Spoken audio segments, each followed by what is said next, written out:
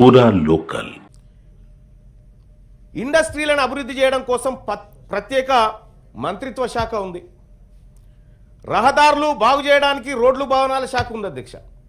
పశువులను అభివృద్ధి చేయడం కోసం పశుసంవర్ధక శాఖ కూడా ఉంది. కానీ వెనకబడిన తరగతులను పైకి దేవడానికి 78 ఏళ్ల స్వతంత్ర భారతదేశంలో బీసీ మంత్రిత్వ శాఖ లేదు అధ్యక్ష.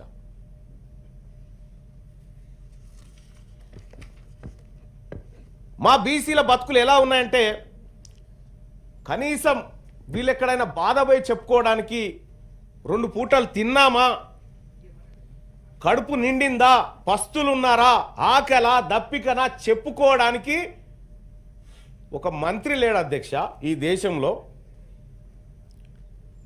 కేంద్రం చెప్తున్న అధ్యక్ష, రాష్ట్రాలు కాదు ఇవి.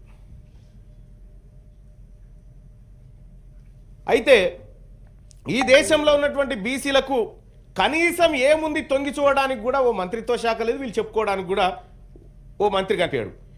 ఈ దేశం మా కోసం ఒక మంత్రిని కూడా ఏర్పాటు చేయలేకపోయింది 75 సంవత్సరాలల్లా. ఈ భారత రాజ్యాంగంలో ఉన్నటువంటి ఆర్టికల్ 340, ఆ తర్వాత ఇందులో ఉన్నటువంటి సామ్యవాద సమానత్వం అనేటువంటి పదాలు మమ్మల్ని ముందుకు తీసుకుపోవడానికి పెట్టినట్టుగా ఈ భారత రాజ్యాంగంలో కనిపిస్తాయి. ఒక మాటలో చెప్పాలంటే అధ్యక్ష, ఒక ఇంటి పెద్ద లేని ఇల్లు ఎట్లుంటుందో ఈ భారతదేశంలో బీసీలకు ఒక మంత్రి లేనటువంటి ఇల్లు లాగా ఉంది అధ్యక్ష. ఇంకా కొంత ఇన్డెప్త్ కన్వయించుకోండి మీరు దీన్ని.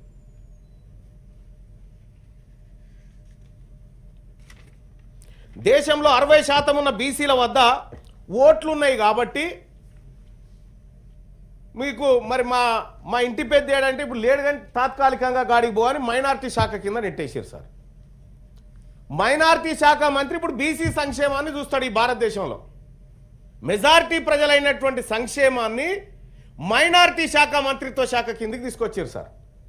అది ఎప్పుడు మళ్ళా అది తెచ్చింది 2006లో ఏమో తెచ్చారు, అంతకంటే ముందు లేదుగా. ఈ దేశంలో ఓబీసీలకు ఎక్కడ న్యాయం జరుగుతుందో అని మైనార్టీ శాఖ మంత్రిని మెజారిటీ బీసీల మంత్రిగా చూపించారు అధ్యక్ష. న్యాయం జరగగల పొరపాటున మైనార్టీల సంక్షేమానికి ఒక మంత్రిత్వ శాఖ ఉన్నట్టే మెజారిటీ ఓబీసీలకు ఎందుకు లేదని నేను అడుగుతా ఉన్నా అధ్యక్ష. ఈ దేశంలో సుమారు 50 పైచీలకు మంత్రిత్వ శాఖలు ఉన్నాయి అధ్యక్ష. ఒక్క మంత్రిత్వ శాఖ మా కోసం పెట్టలేకపోయిన ప్రభుత్వాలు మమ్మల్ని పైకి తీసుకొచ్చే ఆలోచన చేస్తున్నాయని 78 ఏళ్ల సంధి చెప్తా ఉంటే ఆ మోసపు మాటలు ఇని ఇసుకొస్తా ఉంది అధ్యక్ష మాకు బీసీలకు.